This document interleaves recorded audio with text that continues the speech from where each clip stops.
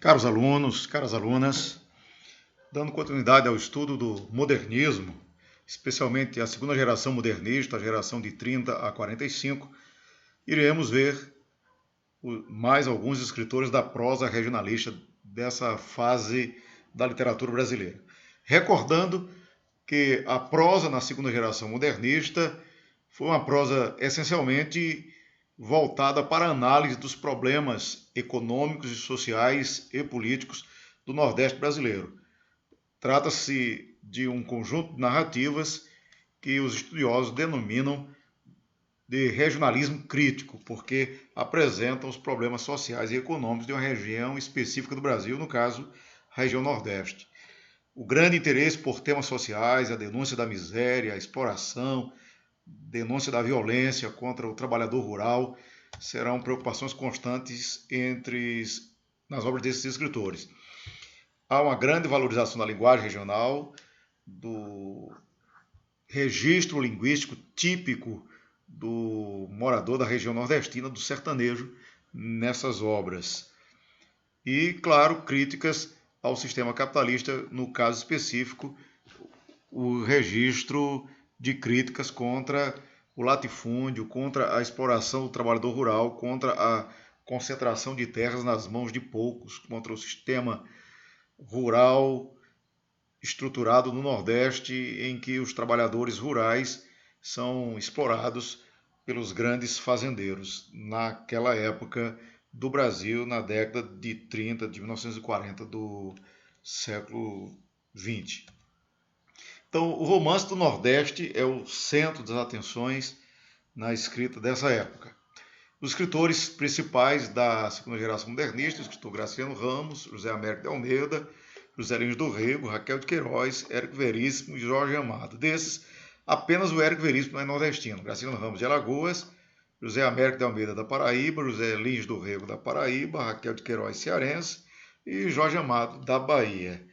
É o ciclo de romances nordestinos. Vamos começar então a aula de hoje falando sobre a primeira mulher a obter reconhecimento do cenário literário brasileiro, a escritora Raquel de Queiroz.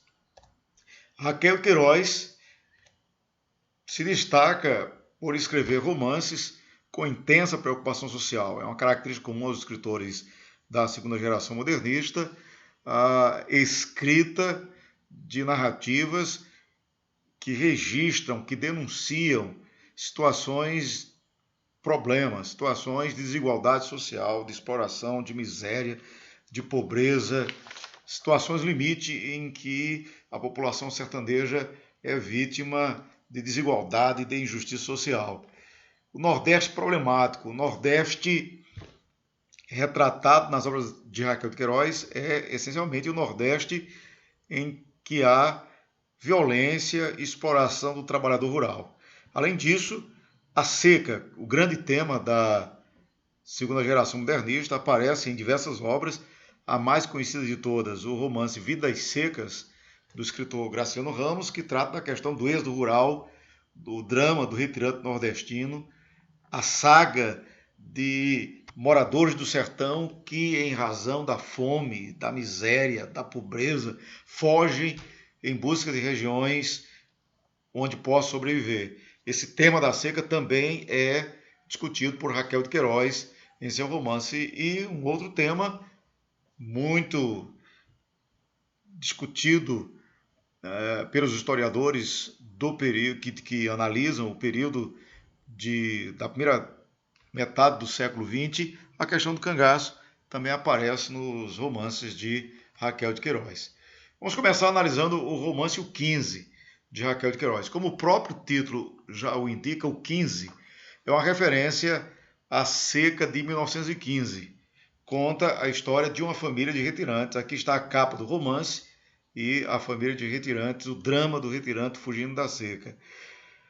A Raquel de Queiroz, em 1915, tinha apenas 5 anos de idade e ainda como criança ela viu uma das secas mais terríveis, uma das secas mais trágicas que assolaram o sertão nordestino.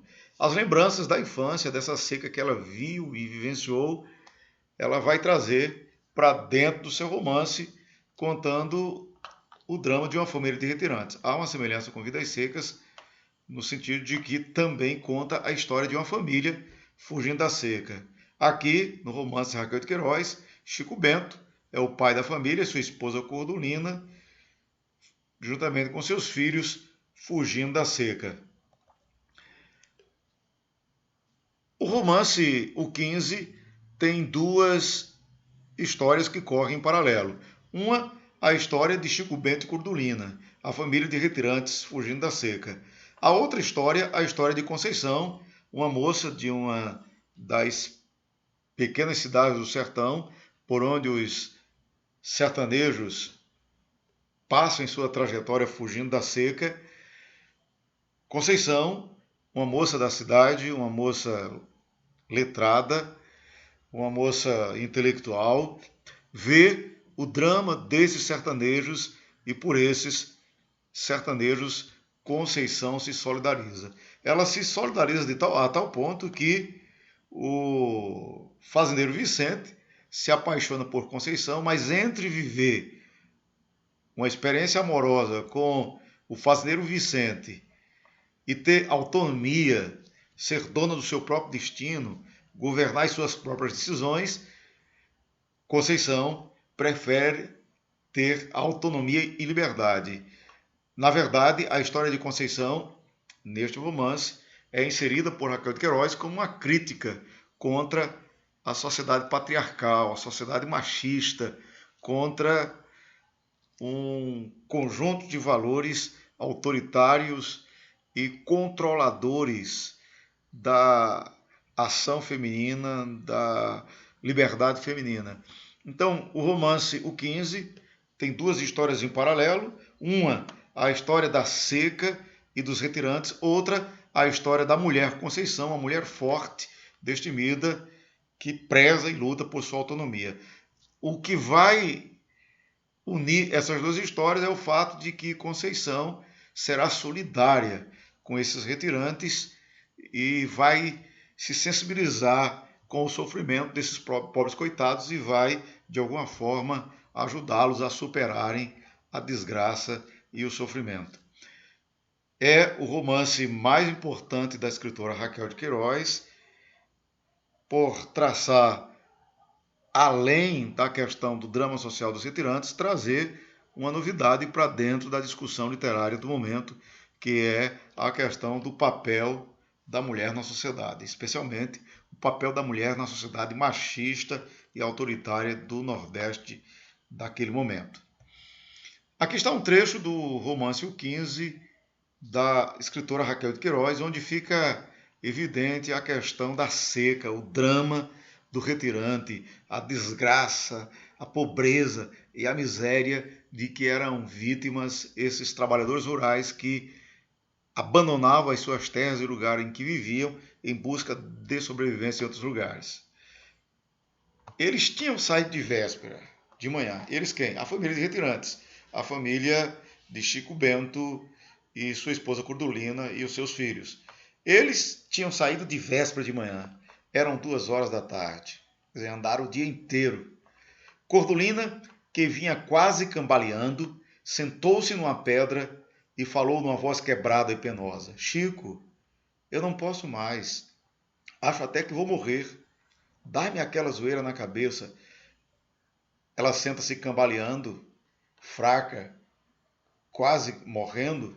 É a fome, o deslocamento dos retirantes, a falta de alimentos suficientes. Veja aí o registro que a Raquel faz desse momento dramático de uma família fugindo da seca. Chico Bento olhou dolorosamente a mulher. O cabelo em fauripas sujas, como que gasto, acabado, caía por cima do rosto, envesgando os olhos, roçando a boca. A pele, empretecida como uma casca, pregueava nos braços e nos peitos que o casaco e a camisa rasgada descobriam.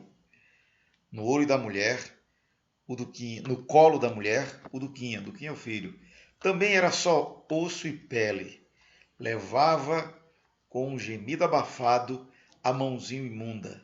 os dedos ressequidos aos pobres olhos doentes, e com outra tateava o peito da mãe, mas num movimento tão fraco e tão triste que era mais uma tentativa do que um gesto. Lentamente o vaqueiro voltou as costas, cabisbaixo. O Pedro seguiu, e foram andando à toa, devagarinho, costeando a margem da Caatinga. Veja que é um trecho que capta uma cena dolorosa.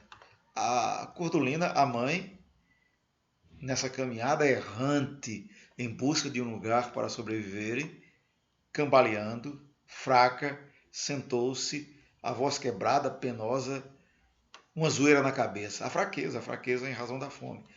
Mas essa mulher, mesmo fraca, cambaleante, ela ainda tem a obrigação de amamentar o filho no colo da mulher, o Duquinha. Era só osso e pele, porque o leite que essa mulher não tinha para alimentá-lo. A fome, a desnutrição. A própria mulher, olha só, a Cordulina que tem que alimentar a criança. O cabelo em farripas sujas, gasto, acabado, caía por cima do rosto, envesgando os olhos. A pele empretecida como uma casca, pregueava nos braços.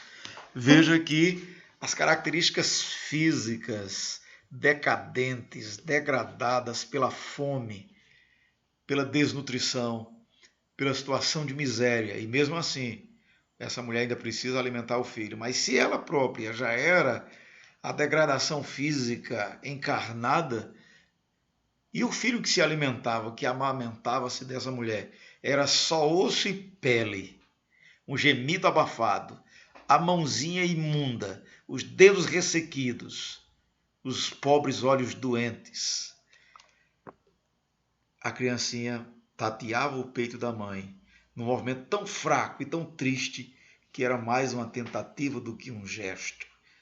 Veja aqui um registro extremamente doloroso. A mãe, faminta, desnutrida, o filho, só osso e pele. É um registro dramático da tragédia da seca, da fome dos sertanejos. E a dignidade do vaqueiro, do pai dessa família. Uma família desgraçada, em fome e em miséria, mas o pai de família, o vaqueiro, não tem muito o que fazer. E o vaqueiro voltou às costas, cabisbaixo. A vergonha, a desgraça, a miséria, registrada por Raquel de Queiroz, com tintas muito fortes.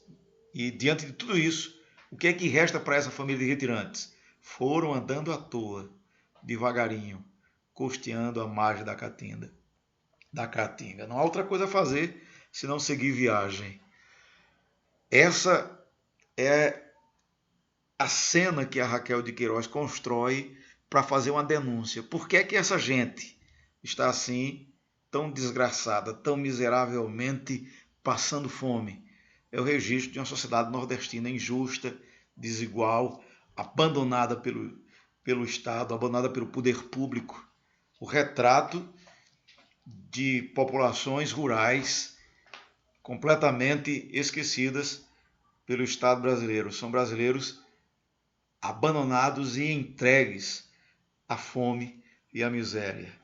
A denúncia social é fortíssima, como se pode ver nesse trecho, na obra O 15, da escritora Raquel de Queiroz.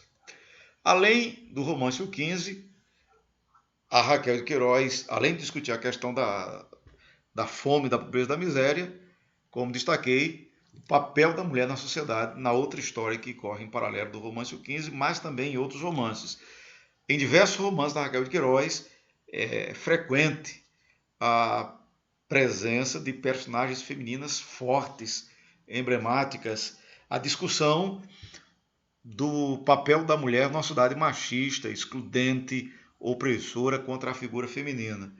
Como mulher, sendo a primeira mulher a se destacar na escrita de romances no Brasil, Raquel de Queiroz não se furtou em discutir esse problema humanitário que ela antecipa. Hoje, essa discussão do papel da mulher na sociedade está em todos os setores sociais, mas naquela época não. A Raquel foi uma pioneira dessa discussão no cenário da literatura brasileira. E ganha destaque nessa discussão do papel da mulher na sociedade um outro romance da escritora Raquel de Queiroz, que é o romance Memorial de Maria Moura. Inclusive, aqui está, essas imagens aqui são imagens do filme Memorial de Maria Moura, da minissérie também, que foi produzida pela Rede Globo de televisão. Memorial de Maria Moura é a história de uma mulher forte chamada Maria Moura. Maria Moura, filha de um pequeno fazendeiro do sertão do Ceará. Ainda na infância, a mãe dela morre e a família passa por uma enorme tragédia. Depois, com a morte do pai, na hora dela receber a herança, ela se torna vítima de um conluio dos seus parentes que montam uma estratégia para tomar a sua herança. Ela, sofrendo a pressão dos parentes, uma menina órfã, com a perda da mãe, com a perda do pai, e tendo que fugir de suas terras, de sua própria propriedade, ela foge e se torna cangaceira. É curioso, a Raquel de Queiroz, com Maria Moura, ela cria uma história similar à de Lampião. Lampião, que tem os pais assassinados e tem as terras tomadas, roubadas, com forma de vingança, se torna um cangaceiro e constrói um bando de cangaços para praticar crimes no sertão nordestino. Maria Moura, a história de Maria Moura é bem anterior. Raquel de Queiroz constrói a história dessa mulher cangaceira, que, para se vingar da violência sofrida, das terras roubadas, se torna uma cangaceira e regimenta em torno de si um grupo de homens, um grupo de cangaceiros a quem segue. É claro que, além de discutir a questão do cangaço no cenário do Nordeste, ao escolher como figura central de um romance que coloca em debate a questão do cangaço no sertão nordestino e coloca como líder desse bando de cangaço uma mulher, a Raquel de Queiroz está discutindo o papel da mulher na sociedade, mais uma vez. A subversão feminina, a mulher que se torna líder, que se torna chefe de um grupo de homens, uma mulher que dá ordem, uma mulher que governa, que administra, ainda que um grupo marginal por ser um grupo de bandidos, um grupo de cangaço. A questão do papel da mulher na sociedade, mais uma vez, discutida pela Raquel de Queiroz. Memorial de Maria Moura é uma história de cangaço, amor, traição, heroísmo, porque Maria Moura é ao mesmo tempo uma heroína e ao mesmo tempo uma bandida. A história de Maria Moura tem um desfecho bastante trágico e está relacionada com o fato de que ela acaba cedendo à tentação do amor, o que acabou causando a sua desgraça ao final do romance. A história de Memorial de Maria Moura envolve honra, poder, violência, traição, resistência, a luta da mulher contra a sociedade que lhe é opressora. Outra questão que é discutida no romance também é a questão do empoderamento feminino. Maria Moura, que além de ter sofrido a violência da perda dos bens, do roubo de suas terras, da perda precoce do pai e da mãe, de menina órfã, ela também sofre a violência sexual ainda na infância. E toda essa reviravolta de Maria Moura para conquistar o seu lugar na sociedade faz parte desse projeto arquitetado pela escritora Raquel de Queiroz para discutir questões complexas associadas ao machismo, ao autoritarismo e à luta da mulher para conquistar sua independência e o seu lugar naquele ambiente hostil do sertão nordestino. A novidade desse romance é que ele é narrado em primeira pessoa, mas há um discurso polifônico. A maioria dos capítulos são narrados pela própria Maria Moura, mas o Beato Romão um padre que comete um crime e acaba fugindo e encontra abrigo no grupo de Maria Moura, também narra um outro capítulo. Há um outro capítulo que é narrado por Marialva. Então veja, você tem capítulos diferentes narrados por personagens diferentes. E cada um desses personagens que conta a história por uma perspectiva diferente. Daí nós temos em Memorial de Maria Moura um recurso, por sinal, muito moderno na escrita literária, que é a polifonia, que é você ter várias vozes narrativas, várias perspectivas, ou perspectivas diferentes de um mesmo fato narrado dentro da estrutura do romance.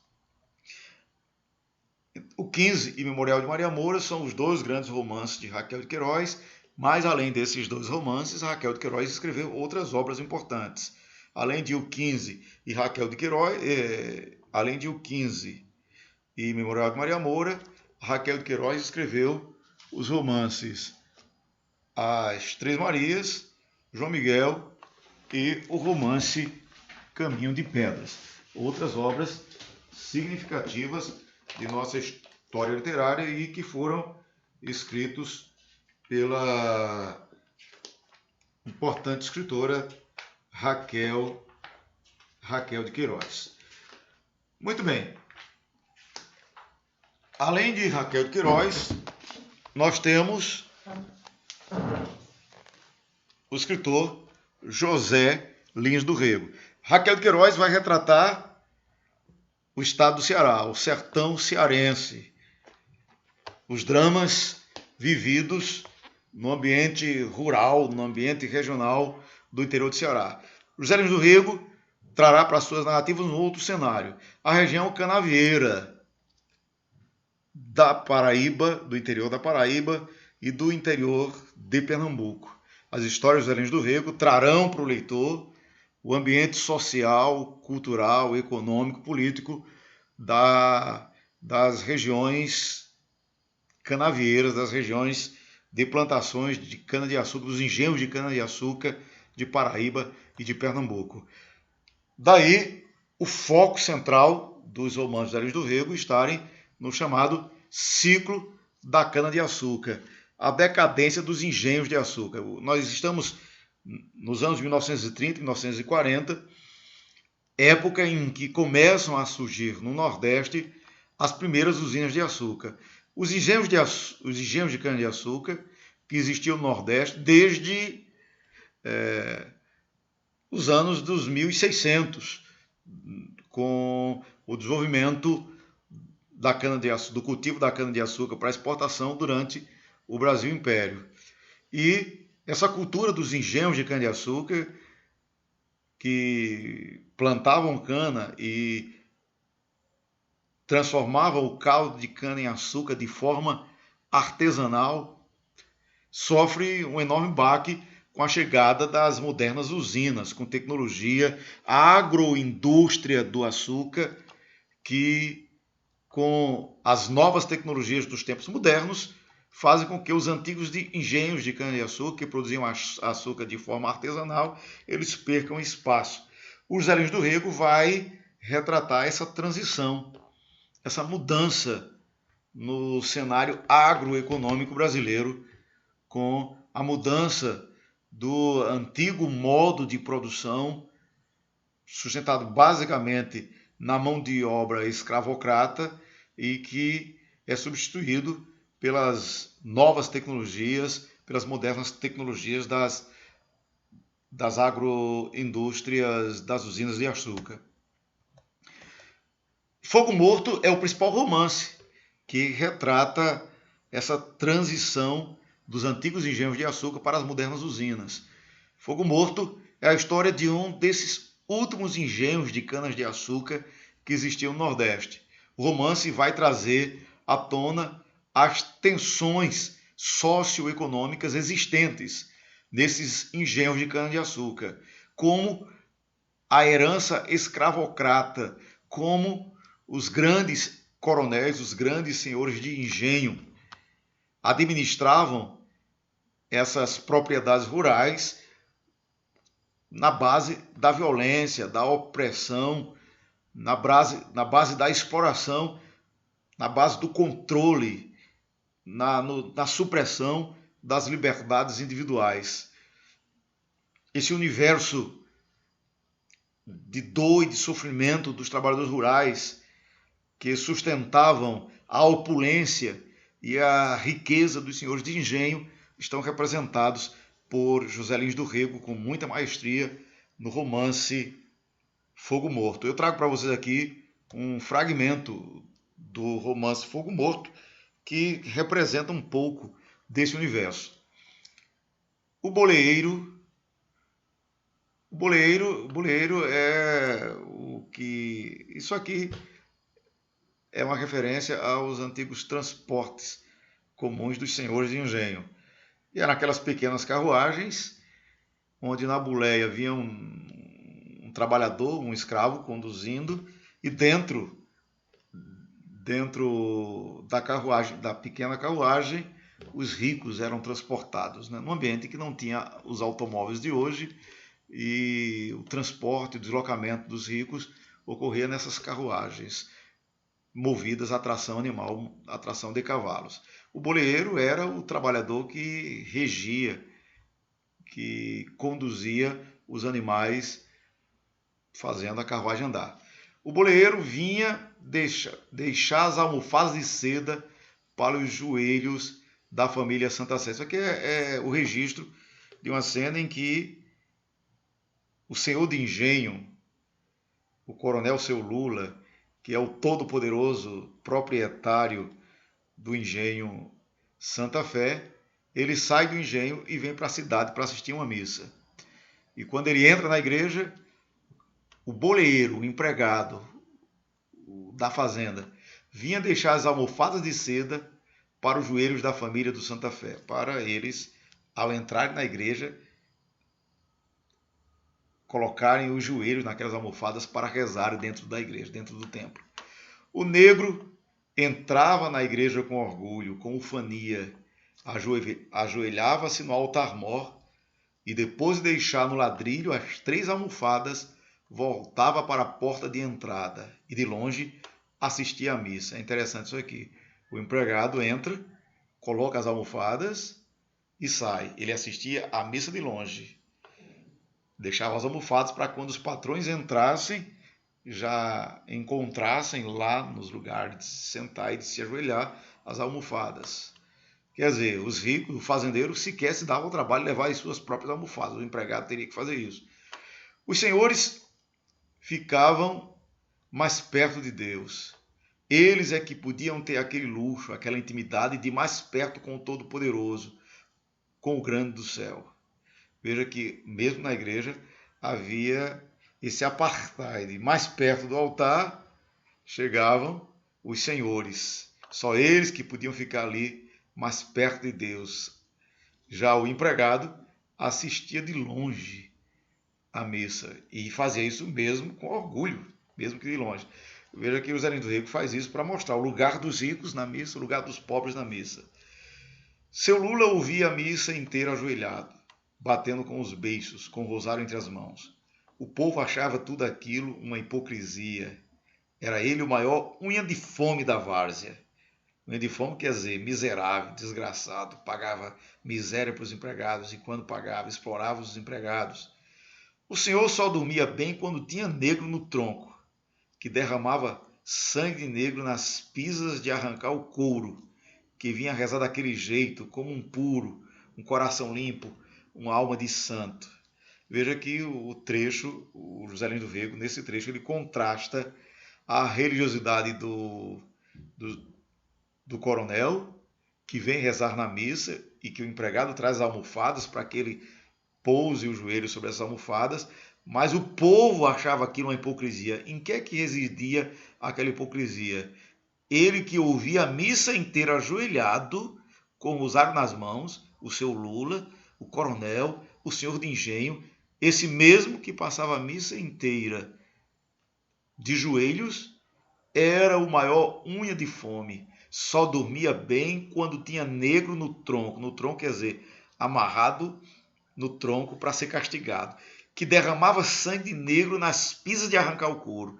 o mesmo coronel seu Lula, que ia para a missa rezar com os joelhos apoiados na almofada durante a missa inteira, era o mesmo coronel que derramava sangue de negro nas pisas de arrancar o couro, e que vinha daquele jeito rezar como um puro, um coração limpo, uma alma de santo. Veja que o romance, ao fazer esse contraste entre o homem religioso na missa e o coronel violento contra os empregados, contra os negros, que derramava sangue dando pisas de arrancar o couro, a incongruência que há entre a aparente vida religiosa e a maldade e a violência do senhor de engenho. Veja que é uma denúncia fortíssima que o José Lins do Rego faz nesse romance. A herança escravocrata, trazendo tensões para dentro da narrativa. O romance Fogo Morto mostra uma estrutura social em decomposição, a decadência dos engenhos de açúcar. Esses engenhos, esse luxo, essa riqueza, esse poder do coronel, do senhor de engenho, vai entrar em decadência com a chegada das modernas usinas. As modernas usinas vão aniquilar, vão neutralizar o poder dos senhores de engenho e vão trazer transformações dentro dessa realidade social da região canavieira, da região do açúcar, no interior do Nordeste. Num trecho mais adiante do romance, nós vemos o fator que provocou uma grande transformação nessa relação entre o coronel, o senhor de engenho e os seus empregados. Chegou a abolição e os negros do Santa Fé se foram para outros engenhos. Ficaram somente com seu Lula, o boleiro Macário, que tinha paixão pelo ofício. Até as negras da cozinha ganharam o mundo. E o Santa Fé ficou com os partidos no mato, os partidos de cana no mato, quer dizer, sem quem fizesse a limpa, sem alguém que cuidasse dos partidos de cana. Com o negro Deodato sem gosto para o eito, para a moagem que se aproximava. Só a muito custo apareceram trabalhadores para os serviços do campo. Onde encontrar mestres de açúcar? Onde encontrar caldeireiros, purgador? O Santa Rosa, que era o engenho vizinho, acudiu ao Santa Fé nas dificuldades. E seu Lula pôde tirar a sua safra pequena. Veja, safra pequena já é um indício da decadência. Com a abolição da escravatura, o engenho cujo trabalho se sustentava pela mão de obra escrava, sem os escravos que trabalhavam na fazenda, o engenho entra em declínio. E o que é que se tem agora? Uma safra pequena, e que só pôde ocorrer com a ajuda do engenho vizinho. Veja que nesse trecho aqui, o romance acrescenta um outro elemento nessa decadência dos engenhos de cana-de-açúcar. Esses antigos engenhos, eles eram sustentados pela mão de obra escrava. Com o fim da escravidão, com a abolição da escravidão, não há mais essa mão de obra escrava que permitia que esses engenhos mal gerenciados, mal geridos, mantivessem a sua opulência e a sua riqueza. Sem a mão de obra escrava, o que é que resta para o Santa Fé? Uma pequena safra. O povo cercava os negros libertos para ouvir histórias de torturas, histórias do passado, né? Agora, com os novos tempos, com a chegada da modernidade, com o fim da escravidão, ficam as histórias. Fazia-se romance com os sofrimentos das vítimas de Deodato. Deodato era o antigo feitor na época da escravidão, que agora perdeu a função. Quando o carro do capitão Lula de Holanda passava, corria gente para ver o monstro. Veja como as pessoas da cidade viam aquele antigo senhor de engenho decadente, todo bem vestido, com a família cheia de luxo, que ia para a missa. Um jornal da Paraíba falara em crimes da escravidão e nomeava o Santa Fé, o Itapuá, como de senhores algozes. Veja que aqui já há uma oposição, o antigo poder total e absoluto que o coronel, que o senhor de engenho tinha, começa a ser corroído, começa a ser deteriorado. Veja que as próprias pessoas já não temiam, já olhavam, já censuravam, já comentavam o passado de tortura e de violência. Acabou a escravidão, no cenário do Nordeste, começam a surgir transformações. Um jornal da Paraíba falara em crimes da escravidão. Veja, a própria imprensa denuncia os crimes do antigo proprietário de Santa Fé. O poder que ele tinha antes, inquestionável. O poder que o antigo senhor de engenho, o antigo coronel tinha, agora está ruindo. A imprensa condenando, criticando, censurando. As pessoas da cidade espalhando no boca a boca as histórias de violência. O poder do antigo coronel, do antigo senhor de engenho, está ruindo, está se esvaindo.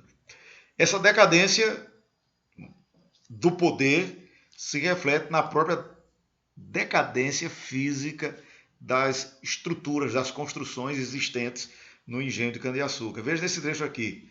O mestre Zé Amaro parou um pouco junto ao paredão do engenho e reparou nos estragos que a chuva fizera nos tijolos descobertos. Pareciam feridas vermelhas, o bueiro baixo e a boca da fornalha escancarada, um barco sujo. Veja que a decadência do poder do senhor de engenho vem acompanhada com a decadência econômica. Veja, no trecho anterior, safra pequena. No trecho anterior, a safra pequena, as histórias, os boatos, comentando as torturas e violências praticadas, e um jornal, a imprensa, denunciando esses horrores praticados por esse poder dos coronéis, de um coronel específico do engenho de cana-de-açúcar, que funciona como metáfora do poder e violência praticado pelos grandes proprietários de terras, dos grandes senhores de engenho da Paraíba e de Pernambuco. Mas esse poder está em declínio, está em decadência, e essa decadência é metaforizada nesse trecho aqui, na decadência da estrutura física da construção do engenho. A chuva fizeram os tijolos descobertos, não havia mais manutenção, não havia mais dinheiro para corrigir os estragos. Os tijolos descobertos pareciam feridas vermelhas, o bueiro baixo, sujo. É a decadência. E essa decadência final é retratada nesse trecho aqui. Lá da estrada, quando deram a volta, viram a fumaça do bueiro do Santa Rosa melando o céu azul. O Santa Rosa botou hoje, isso aqui é um termo regional, botou hoje, quer dizer, o Santa Rosa, o engenho de cana-de-açúcar está funcionando, a caldeira está acesa, fervendo, transformando caldo de cana-de-açúcar. É, capitão. Agora viam o bueiro de Santa Fé. Um galho de jitirana subia por ele. Flores azuis cobriam-lhe a boca suja. A boca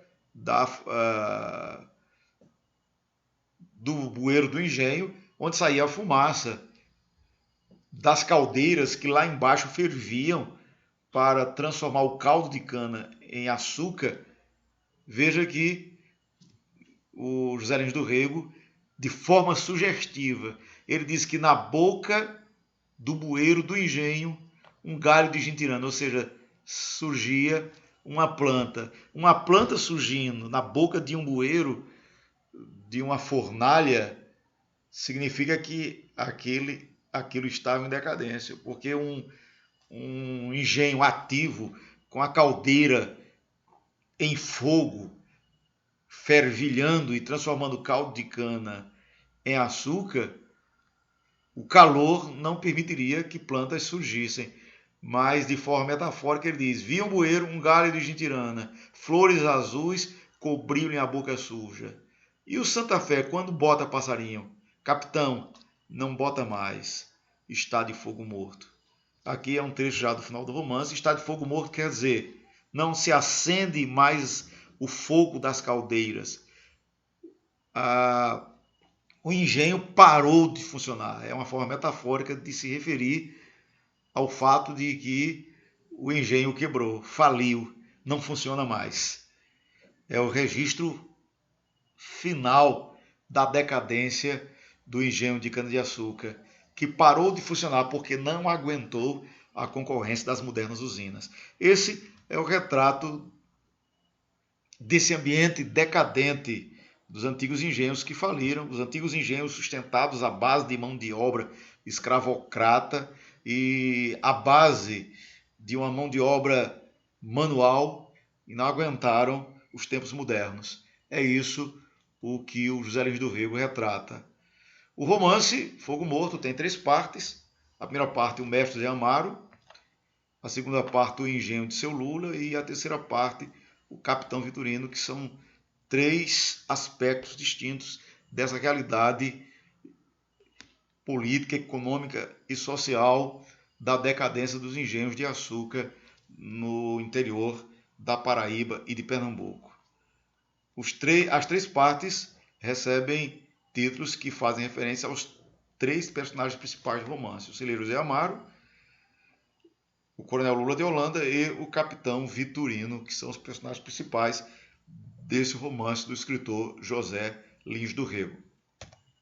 Além de Fogo Morto, José Lins do Rego escreveu outros romances onde fica evidente, além da denúncia social, a influência das narrativas orais, principalmente da literatura de cordel. José Lins do Rego foi, antes de qualquer coisa, um estudioso das narrativas e histórias contadas e cantadas nas feiras do interior do Nordeste, por violeiros, por vendedores de literatura de cordel. E ao ouvir essas histórias nas feiras, nas roças, pela gente simples, pela gente comum, muitas vezes pela gente analfabeta do interior, histórias de heroísmo, de valentia, histórias de coronéis, de violência, de brutalidade, histórias de dor e de sofrimento, mas também de histórias de solidariedade humana, histórias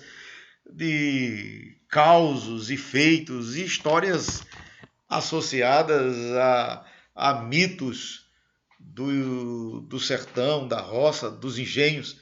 Essas histórias todas, José Lins do Rego vai captar e vai trazer para dentro de seus romances, inclusive palavras e expressões próprias desse universo cultural, social do Nordeste. A narrativa de José Lins do Rego também é chamada também de prosa memorialista. José Lins do Rego era filho de senhor de engenho. O avô dele foi um grande proprietário rural no interior da Paraíba, foi um dos poderosos senhores de engenho. E José Lins do Rego, em suas férias, estudava em Recife, mas nas suas férias, ainda como criança e adolescente, José Lins do Rego sempre ia passar as férias nessa região dos engenhos de cana-de-açúcar do seu avô.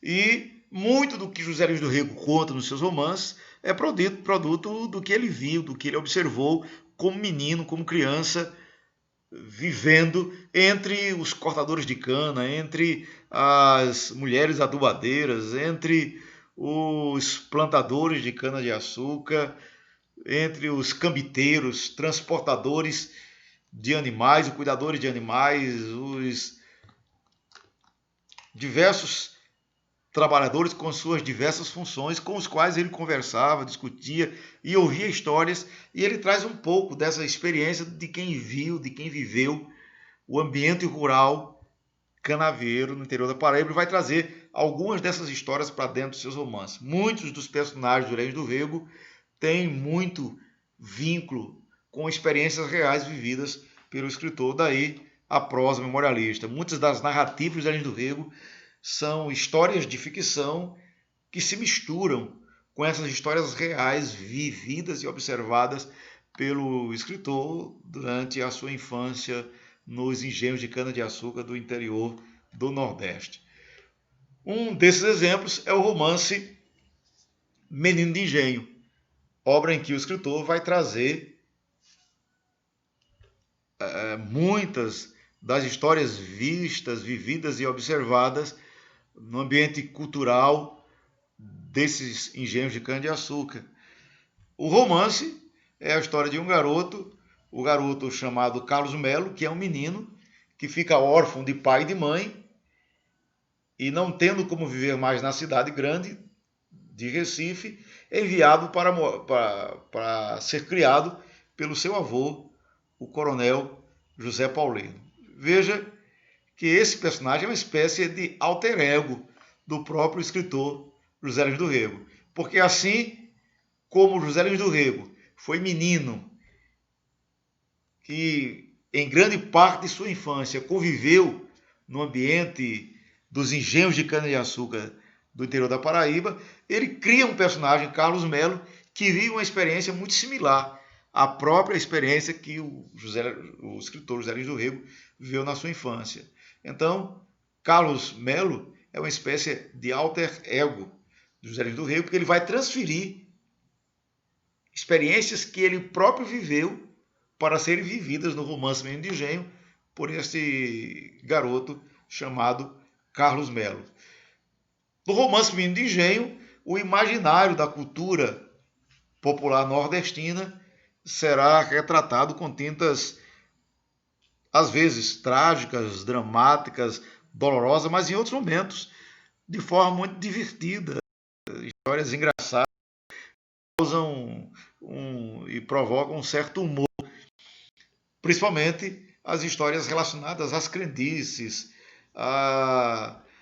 aos medos, aos sustos, às lendas, principalmente lendas associadas a lobisomens, a curupira e a tantos outros elementos que fazem parte do imaginário da cultura popular nordestina. Além do imaginário religioso nordestino, está presente em todas essas narrativas. Esse é o universo cultural do escritor José Lins do Rego. Além dos romances Fogo Morto e Menino de Engenho, que fazem parte do chamado ciclo da cana-de-açúcar, romances que compõem um conjunto de narrativas que focalizam o ambiente da cana-de-açúcar no interior nordestino e que os estudiosos atribuem o nome de ciclo da cana-de-açúcar, que são 5 romances. O romance Fogo Morto se passa na região canavieira, na região dos engenhos de açúcar, o romance Menino de Engenho, o romance Usina, o romance Doidinho e o romance Banguê. São obras que fazem parte do ciclo da cana-de-açúcar do José Lins do Rego. Além desses romances centralizados na região canavieira, a questão do cangaço também vai ser motivo de registro em 2 grandes obras do escritor José Lins do Rego. Em Pedra Bonita há uma mistura de cangaço e misticismo e religiosidade, como que uma espécie de releitura que José Lins do Rego faz da relação que existia entre a figura de Lampião, do banditismo do cangaço, e a figura do Padre Cícero, o líder religioso. E de todos é conhecido que o misticismo religioso do Padre Cícero muitas vezes protegia e comungava, dando proteção ao banditismo de Lampião. Essa comunhão um pouco paradoxal entre o misticismo religioso e o cangaço vai ser explorada por José Lins do Rego no romance Pedra Bonita. O romance O Cangaceiros também dá continuidade a uma análise desse fenômeno nordestino.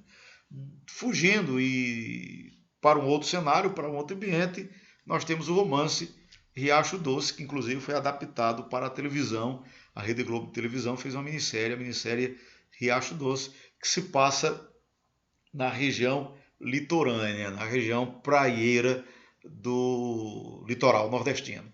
Aí está uma síntese da obra desse grande escritor, José Lins do Rego. Na aula de hoje nós vimos, então, Raquel de Queiroz e José Lins do Rego. Na aula da semana passada nós vimos a obra de Graciliano Ramos e na próxima semana nós veremos a obra do escritor Jorge Amado no cenário da Bahia. Então, resumindo, a aula de hoje, nós vimos Raquel de Queiroz, que vai retratar problemas econômicos, sociais e políticos no estado do Ceará, e José Lins do Rego, que vai retratar problemas econômicos, sociais e políticos na região canavieira do interior da Paraíba e de Pernambuco. Temos aí, então, o romance social do Nordeste, o regionalismo crítico na segunda fase do modernismo. Até a próxima aula. Felicidades para todos.